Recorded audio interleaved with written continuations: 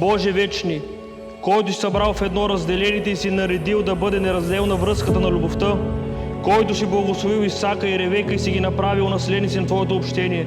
Сам Ти благослови тия свои раби Илиян и Петя и ги опътвай във всяко добро дело. Любовта е чашата, от която пием без да се наситим.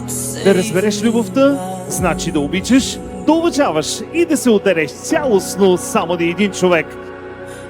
Обявявам гражданския брак между Илиян Йорданов Иванов и Петя Георгиева Иванова за законно сключен.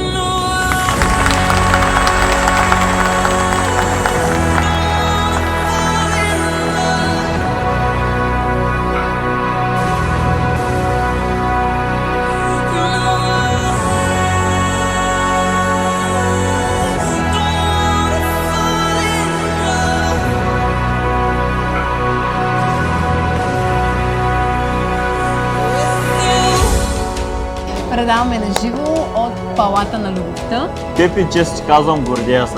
Това ти е мъжа на живота. Няма изтърване. Ако нещо е обърка, ние ще бъдем до вас. И много щастие и спокоен най-вече семейен живот. Много светъл път напред За нашите любими Петя и Илян. И аз ти пожелавам също. и сърце.